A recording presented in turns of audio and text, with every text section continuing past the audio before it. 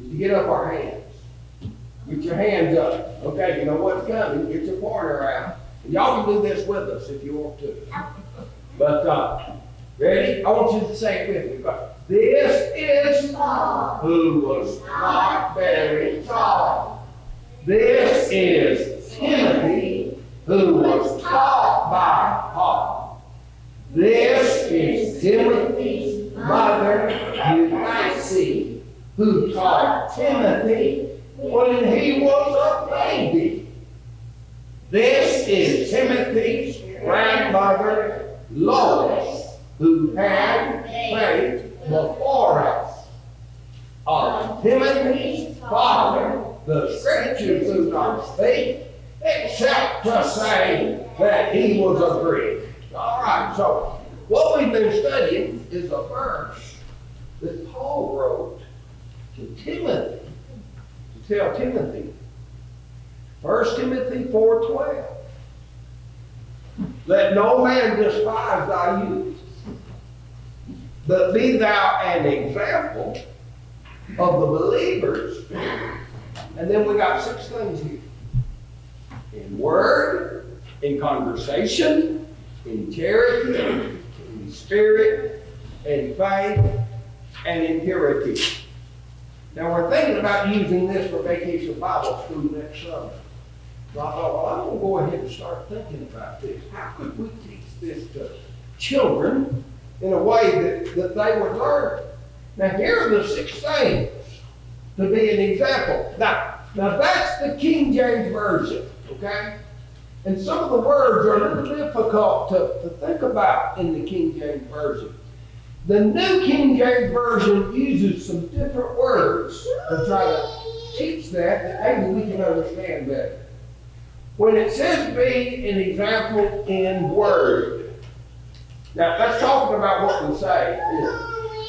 And that's what it says, that be an example in word. We want to make sure we use the right words. But when it says be an example in conversation, well, I think about that as talking to each other. You know, we're having a conversation. That's not what it means. That's what it means. And the New King James Version says be an example in conduct. That's probably better for us today to understand that word. In how we behave, we need to be an example. Now, in charity, that's the word for love. And so we're going to be an example in love. And then in spirit, now the King James Version and the New King James Version tell us to be an example in spirit. A lot of the modern Bibles, they don't have that word in there. It wasn't in some of the old texts, and they left that word out. So think about what that might mean. To be an example in spirit. And then, in faith, and you know faith is always trusting God. And then in purity. All right, now here's what we're doing. Be an example in word. You see, I tried to think of a Bible character that would help us understand what it meant to be an example in word. And I thought of a bad example. But it said be an example in word. I thought of a bad example. Just think about, what would you all think? Who's an example in word? You know the one we came up with? Do you remember who it was? Who? No, not Ruth. Not Ruth.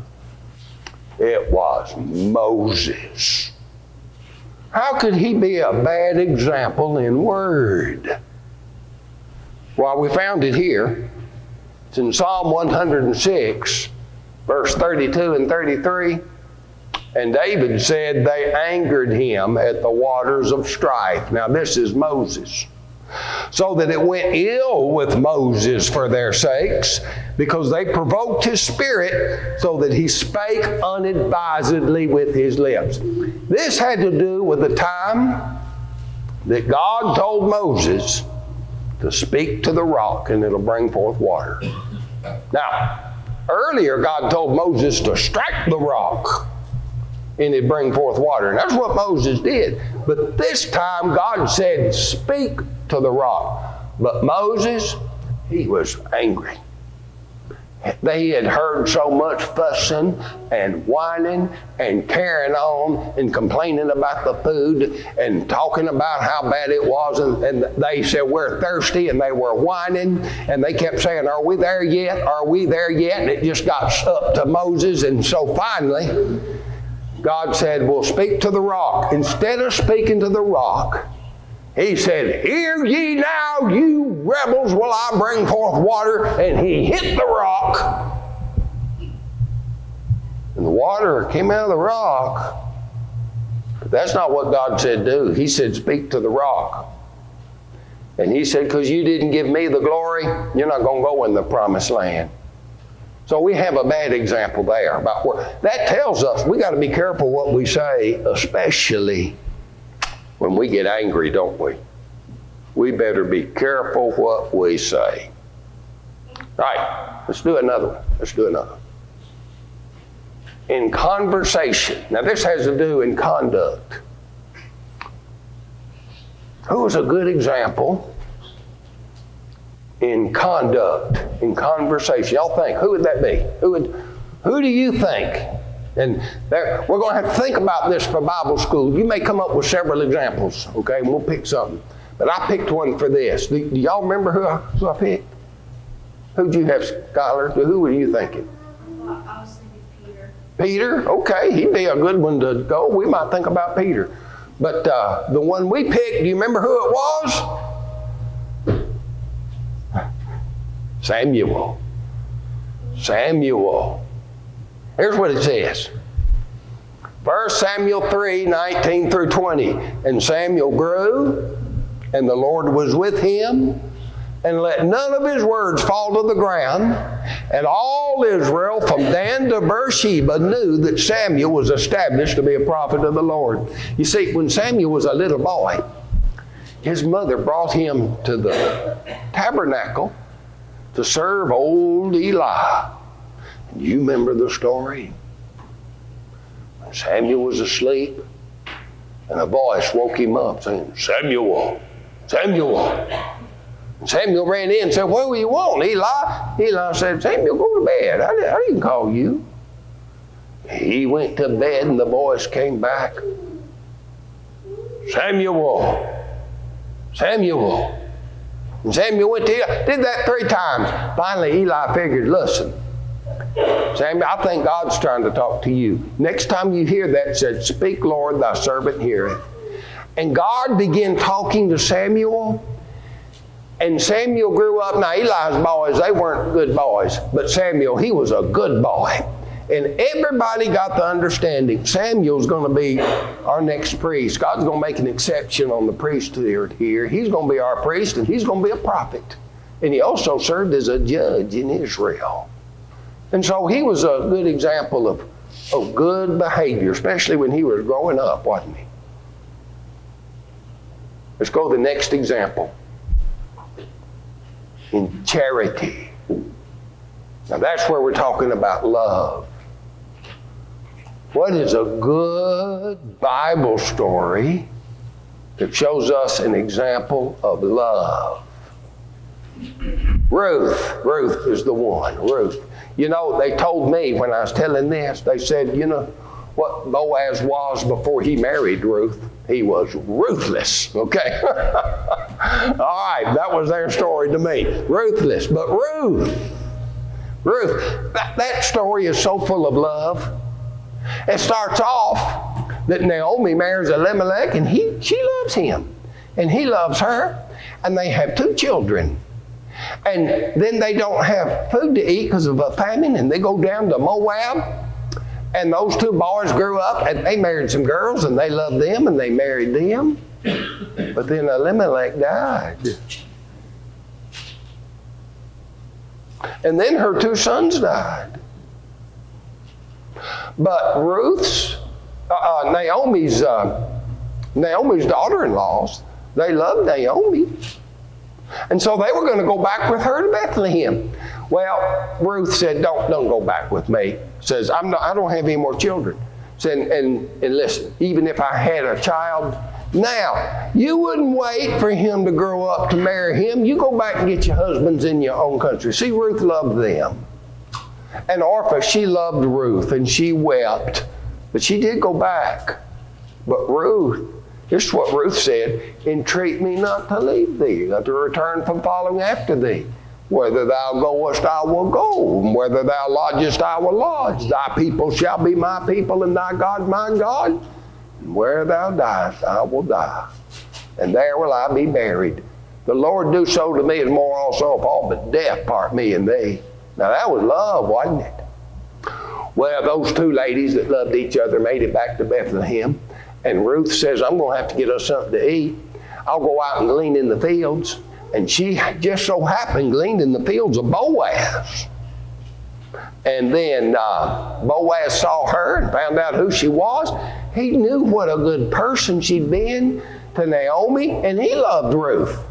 He told his men, said, look, y'all just drop a little behind her so she can pick it up. She'll have a little extra when she goes home. And when she got home and told Naomi, for the first time in a long time, she cracked a little grin. She said, I know who Boaz is. Says, he's a near kinsman of ours. Says, I think you need to marry him. Said, now you just keep gleaning in his fields. I'm going to work something out. And she sent Ruth to Boaz after the threshing was done and said, when he goes into the barn and he goes to sleep, go down there and lay down at his feet. And here's what you say when he wakes up. So she did that, and when Boaz woke up, he saw a woman down there at his feet, and he jerked his feet back, and he said, what are you doing here? She said, Boaz, I'm Ruth. And Naomi thinks you need to marry me. And Boaz said, I'm going to do it, but I got to work some things out first, and he worked it out.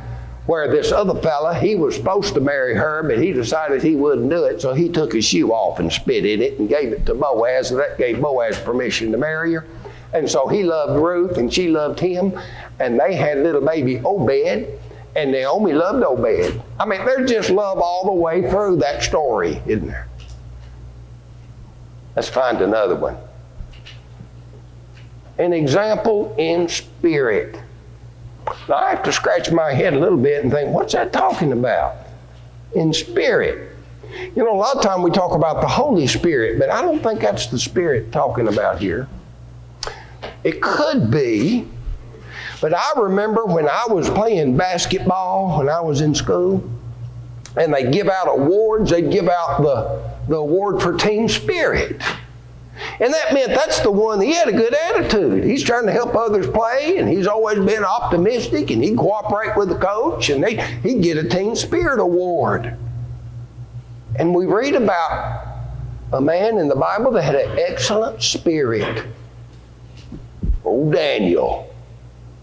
It says in Daniel 5:11-12, there's a man in thy kingdom in whom is the spirit of the holy gods, and in the days of thy father, light and understanding and wisdom, like the wisdom of the gods, was found in him, who the king Nebuchadnezzar, thy father, the king, I say thy father, made master of the magicians, astrologers, Chaldeans, and soothsayers, forasmuch an excellent spirit, and knowledge and understanding and interpretation of dreams and showing of hard sentences and dissolving of doubts were found in the same Daniel. Now that might be reference to the fact that God was working with Daniel. But you know, when you read about Daniel always had a good attitude about things, didn't he?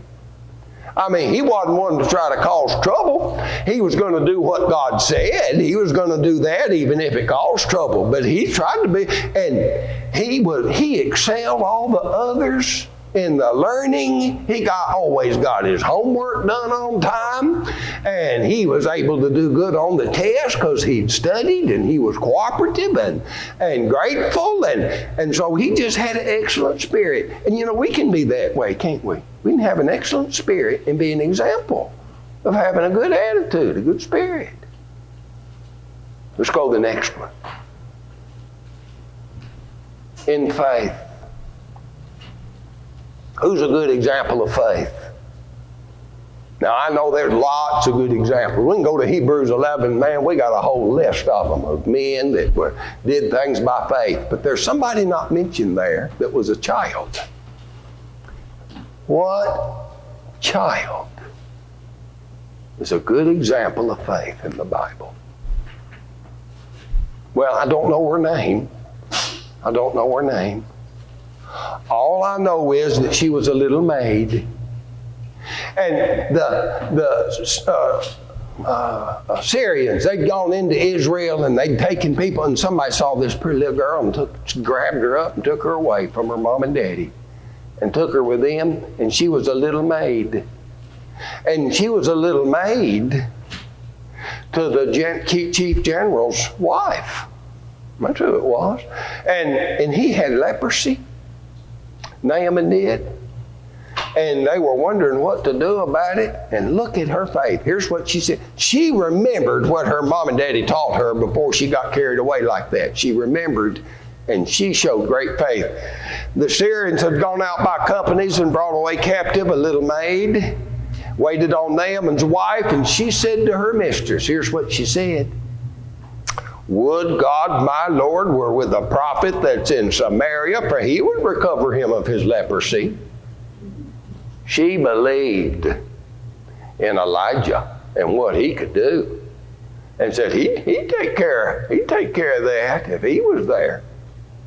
And she said it with such confidence that word got up to the king. The king said, you go see that man, see what he can do for you. We can always have faith, can't we? And even when we're small, we can learn right from wrong, and regardless of what happens to us, carry that faith with us all our life and be faithful to how we've been taught, like that little girl did, can't you? Okay, there's another one. In purity. Who do you think of when you think of purity in the Bible? What scholar? John the Baptist. John the Baptist. That'd be a good one, but I thought of another one, okay? I thought of another one. And that is Mary. You remember when the Lord came to Mary? And just think of all the young ladies there in all of Israel. God saw Mary and said, I want her to be the one that'll give birth to Jesus. And Mary, he explained it to her, and she didn't think that'd happen. I mean, I'm not even married yet. How's that? He said God's going to take care of that. And Mary said, behold, the handmaid of the Lord, be it with me according to thy word. And she's gone down through history as a person of purity from the time of her youth, and held up as an example of purity there, wasn't it?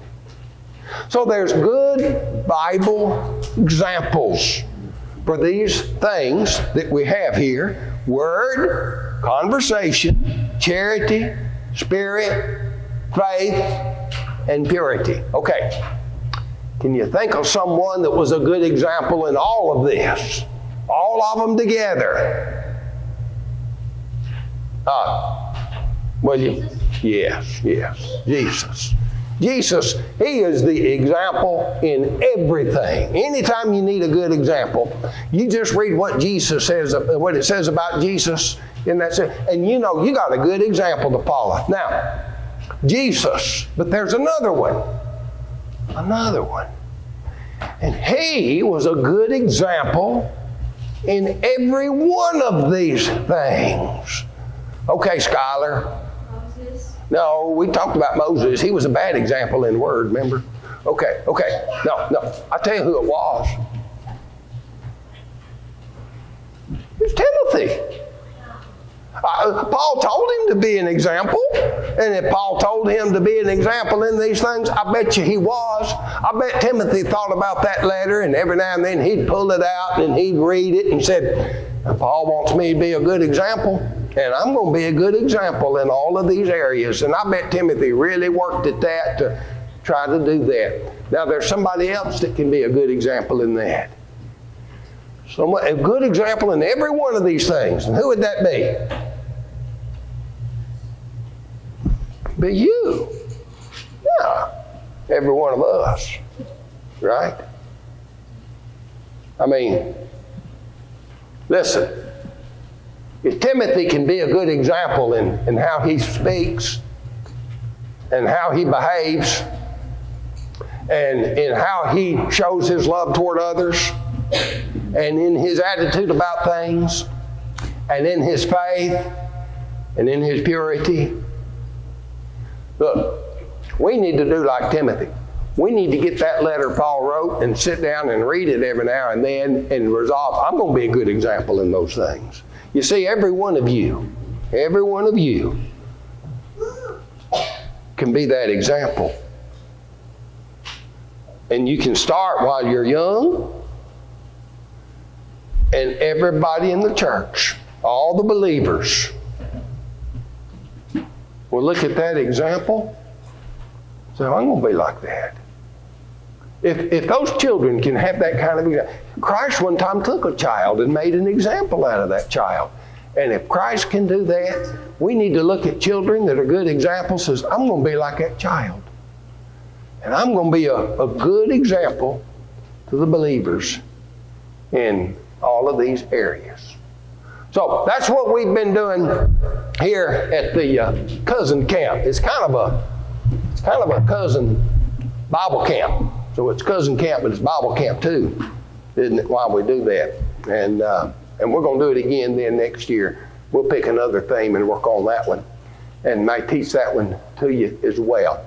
Now we need to be examples for the youth, don't we?